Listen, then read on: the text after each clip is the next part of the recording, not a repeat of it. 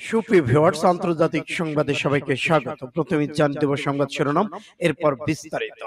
সিরিয়ার কয়েকটি স্থানে ইসরায়েলি বিমান হামলা, শিশুসহ নিহত অর্ধশতাধিক। হিটলারের ভাগ্য বরণ করতে হবে নেতানিয়াহুকে। আরো জানিয়ে দিব, গাজা সীমান্তবর্তী এলাকায় দখল এখন ইসরায়েলের হাতে। উত্তর কোরিয়ার বিরুদ্ধে মিসাইল ছোড়ার অভিযোগ। আরো জানিয়ে দিব, ইরান ও চীন মধ্যপ্রাচ্যে বিশ্বের সুন্দর সভ্যতা প্রতিশোধ শক্তির প্রতিনিধি। মার্কিন শিক্ষার্থীদের প্রতি ইরানের সর্বোচ্চ নেতার চিঠি, হে তরুণ শিক্ষার্থীরা, তোমরা সঠিক অবস্থান নিয়েছ। আরো জানিয়ে দিব, গাজায় হামলার প্রতিবাদে ইসরায়েল থেকে রাষ্ট্রদূতকে প্রত্যাহার ব্রাজিলের। এবং সর্বশেষে জানিয়ে দিব, ইসরায়েলের 2 শহরকে ঘিরে ফেলেছে ইরানের 20,000 এলিট যোদ্ধা, হামলা শুরু। এতক্ষণ শুনছিলেন সংবাদ শিরোনাম, এখন বিস্তারিত। তবে অনুরোধ থাকবে এই ভিডিওটিতে একটি লাইক দিন এবং কমেন্টস করে জানিয়ে দিন আপনি কোন জেলা থেকে বা কোথা থেকে আমাদের সাথে যুক্ত রয়েছেন। এবং ইসরায়েল ফিলিস্তিন যুদ্ধের সর্বশেষ গুরুত্বপূর্ণ আপডেট সংবাদ হাতে পেতে চ্যানেলটি সাবস্ক্রাইব করে আমাদের সঙ্গে থাকুন। ধন্যবাদ। সিরিয়ার কয়েকটি স্থানে ইসরায়েলি ভয়াবহ বিমান হামলা, শিশুসহ নিহত 5। ইহুদিবাদী ইসরায়েল আবার সিরিয়ায় কয়েকটি স্থানে বিমান হামলা চালিয়েছে এবং এতে কয়েকটি শিশুসহ অন্তত 4 জন নিহত হয়েছে। সিরিয়া প্রতিরক্ষা মন্ত্রণালয় জানিয়েছে, গতকাল ভূমধ্যসাগর তীরবর্তী বানিয়া শহরে ইসরায়েলি বিমান হামলায় শিশুসহ নিহত হয়। সিরিয়া প্রতিরক্ষা মন্ত্রণালয় এক বিবৃতিতে জানিয়েছে, লেবানন দিক থেকে ইহুদিবাদী ইসরায়েল বিমান থেকে বানিয়া শহরের মধ্য অঞ্চলে 2টি স্থানে হামলা চালায়। এতে একটি মেয়ে শিশু নিহত এবং 10 জন বেসামরিক ব্যক্তি আহত হয়েছেন। ব্রিটেন ভিত্তিক কথিত মানবাধিকার সংস্থা সিরিয়ার অবজারভেটরি ফর হিউম্যান রাইটস জানিয়েছে, এই হামলায় 20 জন আহত হয়েছে। সংস্থাটি আরো জানিয়েছে, ইহুদিবাদী ইসরায়েল পূর্বাঞ্চলীয় হোমস শহরে বিমান হামলা চালিয়ে যাতে 3 ব্যক্তি নিহত হয়। সিরিয়ান অবজারভেটরি ফর রাইটস হোমসে নিহত 3 ব্যক্তি লেবাননের হিজবুল্লাহ যোদ্ধাদের সহযোগী হিসেবে সিরিয়ায় তৎপর ছিল। এর আগে সিরিয়ার রাষ্ট্রীয় বার্তা সংস্থা সানা জানিয়েছে, দেশের সামরিক বাহিনী শত্রুদের ছোড়া ক্ষেপণাস্ত্র বিমান প্রতিরক্ষা ব্যবস্থা দিয়ে ভূপাতিত করেছে। সূত্র 5 টুডে SIBMAR। হিটলারের ভাগ্য বরণ করতে হবে নেতানিয়াহুকে। ইসরায়েলের প্রধানমন্ত্রী বেনিয়ামিন নেতানিয়াহুকে রক্তচোষা উম্মত আখ্যা দিয়ে তুরস্কের প্রেসিডেন্ট রিসেপ তাইয়িপ এরদোয়ান বলেছেন, অ্যাডলফ হিটলার অন্যান্য যুদ্ধাপরাধীদের মতো একই ভাগ্য বরণ করতে হবে নেতানিয়াহুকে, জানিয়েছে Middle East Monitor Times of Israel. আঙ্কারায় দেওয়া ভাষণ তুরস্কের প্রেসিডেন্ট এরদোগান গাজায় রাফা ইসরায়েলি কর্মকাণ্ডের নিন্দা করেছেন এবং এটাকে সন্ত্রাসী রাষ্ট্রের কুৎসিত চেহারা প্রকাশ বলে অভিহিত করেছেন। তিনি বলেছেন, নেতানিয়াহু বিকৃত মানসিকতার এক নেতা, তার নেতৃত্বে কিভাবে বর্বর চলছে তার সাক্ষী গোটা বিশ্ব। গাজায় চলমান ইসরায়েলি বর্বরতার জন্য যুক্তরাষ্ট্রকে সমানভাবে দায়ী করেছে তুর্কি প্রেসিডেন্ট। সূত্র আরব নিউজের। গাজা সীমান্তবর্তী এলাকা দখল এখন ইসরায়েলের হাতে। গাজা উপত্যকার সঙ্গে মিশরের সীমান্তে পুরোটাই ইসরায়েলি বাহিনী দখল করে নিয়েছে।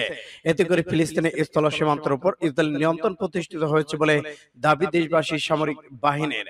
বৃহস্পতিবার এমনটা জানিয়েছে বার্তা সংস্থা রয়টার্স। বুধবার আইডিএফ মুখপাত্র ড্যানিয়েল হাঙ্গারি বলেছেন, সীমান্ত এলাকায় ফেডারেল ডি করিডর এবং কৌশলগত নিয়ন্ত্রণ নিয়েছে তেল আবিব। মিশরের সীমান্ত রাফাত সেনা তৎপরতার একটি ভিডিও প্রকাশ করেছে ইসরায়েল প্রতিরক্ষা বিমান, যা হামাসের বিভিন্ন ঘাঁটি টানেলকে চিত্র বলে দাবি করেছে হাঙ্গারিদের। আইডিএফ আরো বলেছে, গত 10 দিনে অঞ্চলটি হামাসের 20টি টানেলের সন্ধান পেয়েছে তারা। মিশরের সঙ্গে রয়েছে সেসবের সংযোগ। এদিকে আন্তর্জাতিক বিচার আদালতে নিষেধাজ্ঞা সত্ত্বেও রাফা শহরে অভিযান চালাচ্ছে ইসরায়েলি বাহিনী। শহরটিতে 23 লাখ গাজাবাসীর অর্ধেকই আশ্রয় নিয়েছে। আন্তর্জাতিক বিচার আদালত জানায়, ইসরায়েল কিভাবে রাফা ত্যাগকারীদের নিরাপত্তা দেবে সে ব্যাপারে কিছু জানায়নি। আমরা হামাসকে গত 7 অক্টোবর জিম্মি করা ইসরায়েলি নাগরিকদের মুক্তি দিতে আহ্বান জানাচ্ছে। সূত্র 5 টুডে। উত্তর কোরিয়ার বিরুদ্ধে মিসাইল ছোড়ার অভিযোগ।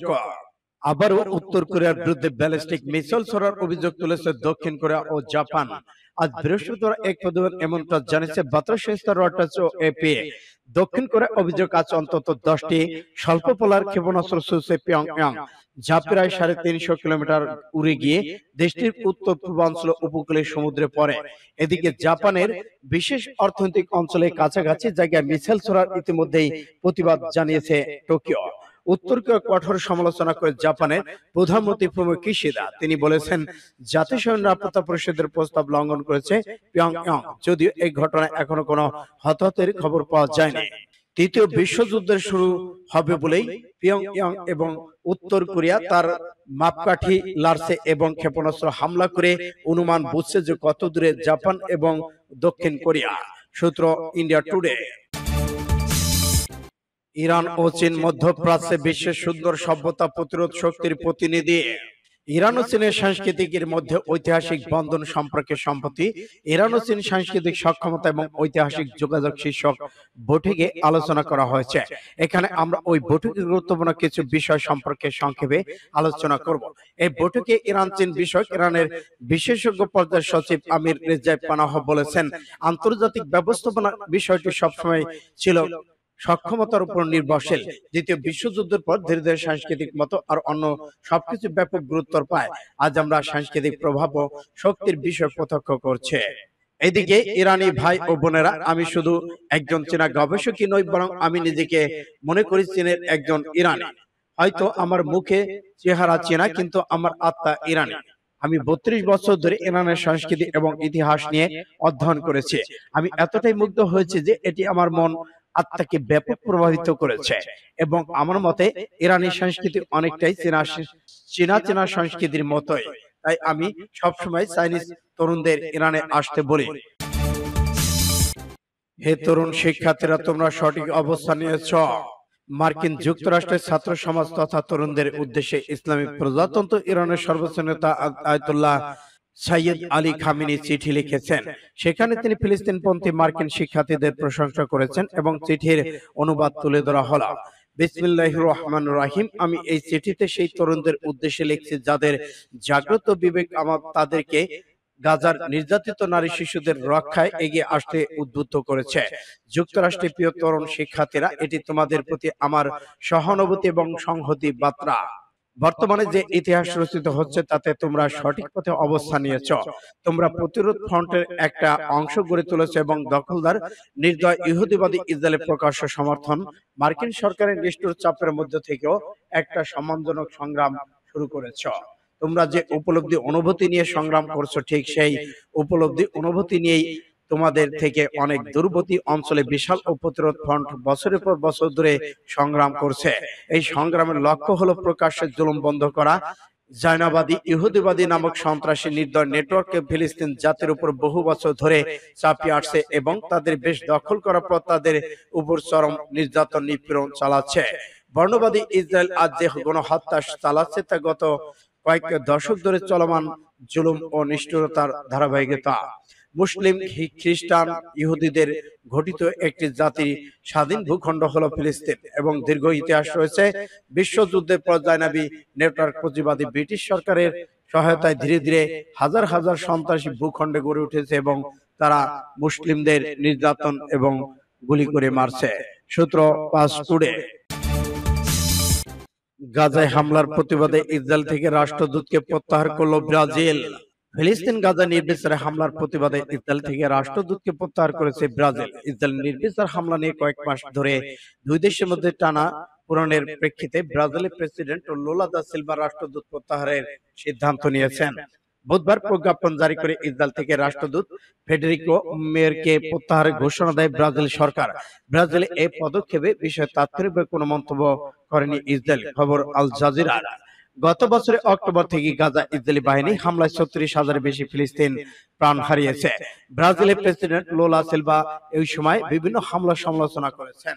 গত ফেব্রুয়ারিতে গাজা চলমান ইসরায়েলি হামলাকে দ্বিতীয় বিশ্বযুদ্ধের সময়কার ইহুদি নিধনের সঙ্গে তুলনা করেছেন। এর জেরে ইসরায়েল ব্রাজিলের রাষ্ট্রদূতকে তলব করেন। দেশটির পররাষ্ট্রমন্ত্রী ইসরায়েল কানজে পশ্চিম জেরুজালেম অবস্থিত ন্যাশনাল হলোকস্ট মিউজিয়ামে ডেকে তাকে তিরস্কার করা হয়। সূত্র পাঁচ টুডে।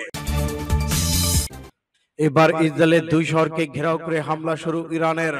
ইরানের প্রেসিডেন্ট ইব্রাহিম রাইসি সতর্কতা দিয়েছিলেন। তার প্রেক্ষিতে যদিও বর্তমান অবস্থার প্রেক্ষাপটে সেটি পালনের উৎসাহিত হয়েছে ইরান। ইব্রাহিম রাইসি বলেছিলেন, ইরানের বিরুদ্ধে যদি কোনো নতুন করে হামলা হয় তাহলে ইসরায়েলের তেল আবিব ও হাইফা শহর মাটির সঙ্গে মিশিয়ে দেওয়া হবে।